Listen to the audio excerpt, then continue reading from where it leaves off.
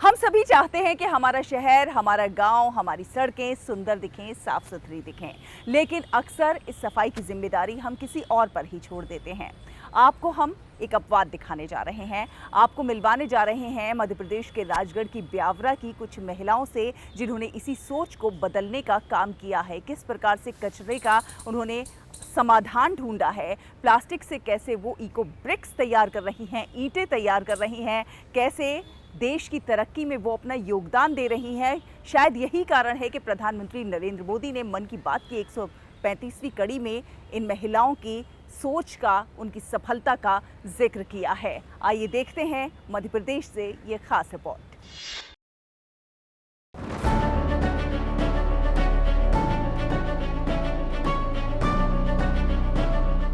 राजगढ़ जिले का ब्यावरा, जहां प्लास्टिक कचरे के खिलाफ शुरू हुआ एक छोटा सा अभियान आज पूरे देश के लिए प्रेरणा बन गया है। यहां की महिलाओं और पर्यावरण प्रेमी संरक्षण समिति ने तय किया कि शहर में फैले प्लास्टिक को अब यूं ही नहीं छोड़ना है। उन्होंने घर घर जाकर सिंगल यूज प्लास्टिक, पॉलिथीन और खाली प्लास्टिक बोतलों का संग्रह शुरू किया। धीरे धीरे लोग जुड़ते गए और ये प्रयास एक जन आंदोलन का रूप लेता गया। ये पॉलीथीन हजारों वर्षों तक खत्म नहीं होती है, धरती पे पड़ी रहती है। इसको हम जलाते हैं तो पॉल्यूशन पैदा होता है। तो इसके लिए मेरे मन में विचार आया कि क्यों ना इस पॉलीथीन को हम बोतल के अंदर भर के कहीं ना कहीं उपयोग करें। तो इसको अपन इस बोतल के अंदर भर के ये एक प्लास्टिक के ईंट बन जाती है, इसको इको ब्रिक बोलते हैं। इसका फिर अपन विभिन्न प्रकार से कहीं पे भी उपयोग कर सकते हैं। सब मिलके इस इको ब्रिक्स को बनाते हैं और लोग भी हमारा सहयोग करते हैं इस काम के लिए। संग्रहित प्लास्टिक को रिसाइकल कर इको ब्रिक्स तैयार की जाने लगी। इन इको ब्रिक्स का उपयोग पार्कों की bench, garden furniture, tree guard, dustbin, सजावटी संरचनाएं और आई लव ब्यावरा जैसे सेल्फी पॉइंट बनाने में किया जा रहा है। यानी जो प्लास्टिक कभी शहर को गंदा करता था, अब वही अब शहर की सुंदरता बढ़ाने का माध्यम बन चुका है। इस अभियान की सबसे बड़ी ताकत है जन भागीदारी। गृहिणियां अपने घरों में प्लास्टिक अलग जमा कर रही हैं। व्यापारी अपने प्रतिष्ठानों से प्लास्टिक संस्था को सौंप रहे हैं और युवा रोजाना स्वेच्छा से इस मिशन का हिस्सा बन रहे हैं। नगर में प्लास्टिक बैंक और बोतल बैंक स्थापित किए गए हैं, जबकि स्कूलों में बच्चों को पर्यावरण संरक्षण का संदेश दिया जा रहा है। आज करीब 40 से 50 युवा और महिलाएं प्रतिदिन इस अभियान में सक्रिय भूमिका निभा रहे हैं। अनिल जी कुशवाहा को मैंने ये इसमें काम करते हुए देखा, जैसे कि रोड पे से पॉलीथीन वगैरह बीनते और ये बोतल में डालते, तो मुझे भी अच्छा लगा। जैसे कि मेरे घर में पॉलीथीन आती है तो डस्टबिन में जाती है, वो कोई काम में भी नहीं आती है। तो मैंने भैया को कॉल करके बोला कि आप हमारे घर से भी ले जाना, तो वो लेके भी जाते हैं। और मोहल्ले में भी बोला कि आप भी ले जाना।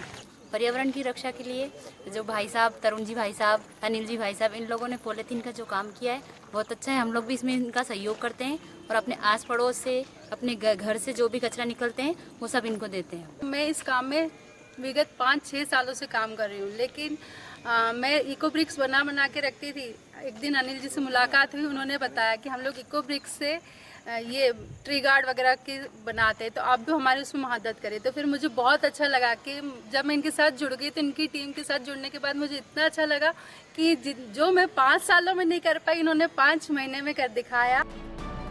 अब तक समिति 20 टन से अधिक प्लास्टिक और अन्य पुनर्चक्रण योग्य कचरा एकत्रित कर चुकी है। करीब 700 इको ब्रिक्स तैयार की जा चुकी हैं, जिनमें लगभग 240 किलोग्राम सिंगल यूज प्लास्टिक का सुरक्षित पुनर्चक्रण किया गया है।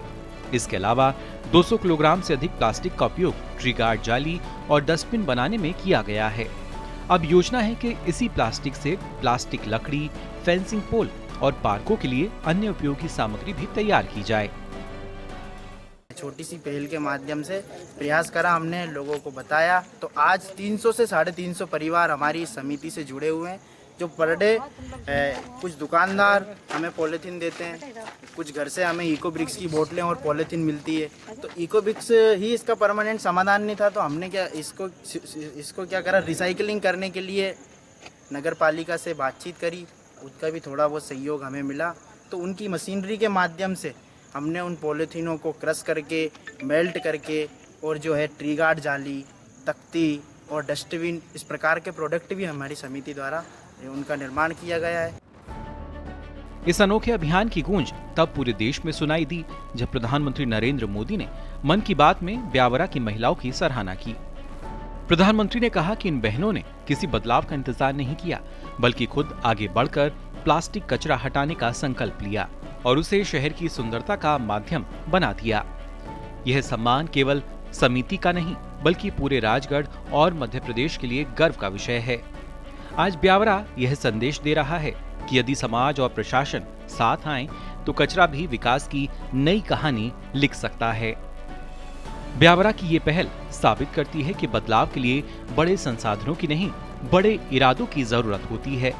जब आम नागरिक जिम्मेदारी उठाते हैं तो प्लास्टिक जैसा कचरा भी पर्यावरण संरक्षण का मजबूत आधार बन सकता है।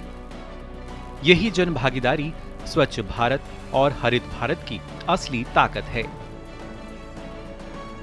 गुड न्यूज जज्बा इंडिया के लिए मध्य प्रदेश के राजगढ़ से योगेश शर्मा की रिपोर्ट, डीडी न्यूज।